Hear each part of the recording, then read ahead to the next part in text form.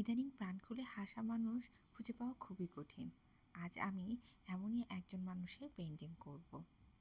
Hello everyone, আমি ঋতু। Colour palette পেজে আপনাদের সবাইকে স্বাগত। চলুন আজ একটি মানুষ প্রাণ খুলে হাসছে এমন একটি পেইন্টিং করি। শুরুটি আমি করেছি ব্যাকগ্রাউন্ডের কাজ দিয়ে। ব্যাকগ্রাউন্ডে আমি কমলা রেখেছি এবং চারপাশে একটু ম্যাজেন্টা কালার ব্যবহার করে একটি বর্ডার লাইন করে নিচ্ছি। এখন আমি লোকটির মুখের কাজ করব। স্কিন কালার ব্যবহার করে আমি লোকটির মুখ, কান, গলার কাজ করে নিচ্ছি।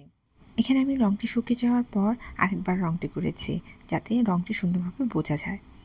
তারপর চলে যাচ্ছি লোকটির শার্টের দিকে। লোকটির শার্টটি আমি সাদা রেখেছি। সাদা রঙের সাহায্যে লোকটির শার্টটি করে নেওয়ার পর, যদিও আমি এখন ফিনিশিং টাচ করছি না, ফিনিশিং টাচ করব একটু পরে। এখন শুধু রং বসাচ্ছি। এখন আমি চলে যাচ্ছি লোকটি একটি মাফলার পরে আছে সেই মাফলারটির দিকে।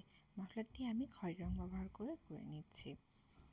এখন চলে যাচ্ছি মোস্ট ইম্পর্ট্যান্ট পার্টের দিকে, সেটি হচ্ছে লোকটির চুলগুলো। লোকটির চুলগুলো আমি কালো রং ব্যবহার করে আস্তে ধীরে করে নিলাম। কালো রঙটি কিন্তু একটি চমৎকার রং। কালো রঙের সাহায্যে পুরো কাজটিকে আমরা একদম সুন্দরভাবে ফুটিয়ে তুলতে পারি। আবার কালো রং ব্যবহার করেও কিন্তু আমরা কাজটিকে নষ্ট করে দিতে পারি। যাই হোক, আমি আমার কাজটি নষ্ট করি নাই, আমি আমার কাজটিকে সুন্দরভাবে ফুটিয়ে তোলার চেষ্টা করছি। এখানে আমি তুলির সাহায্যে কালো রং ব্যবহার করে লোকটির চোখ, ভ্রু, গোঁফ, নাক এবং ঠোঁটের কাজটি করে নিয়েছি। সেই সাথে কান এবং মুখের সাইডগুলো করে নিচ্ছি। লোকটি হাসছে, তাই তার দাঁত বোঝানোর জন্য মুখের অংশটুকু আমি সাদা রং ব্যবহার করেছি। এখন চলে যাচ্ছি মার্কার পেনের দিকে। মার্কার পেন ব্যবহার করে আমি আমার পুরো কাজে ডিটেলিং ফুটিয়ে তুলব। লোকটির শার্ট, মাফলার কাজ আমি করে নিচ্ছি এবং সেই সাথে আমি লোকটির মুখ, গলা এবং চুলের অংশগুলো করে নিচ্ছি।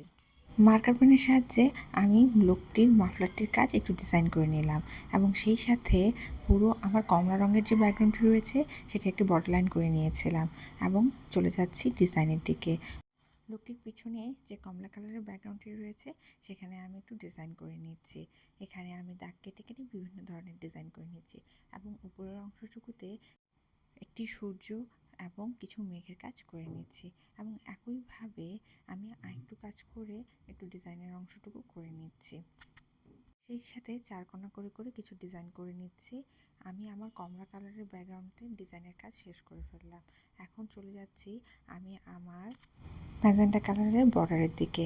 ম্যাজেন্টা কালারের বর্ডারটিতে আমি দাগ কেটে নিয়েছি এবং সেই দাগ বরাবর আমি কিছু বৃত্ত এবং চারকোনা করে কিছু ডিজাইন করে নিয়েছি।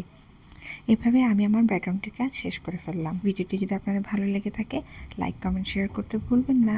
ধন্যবাদ।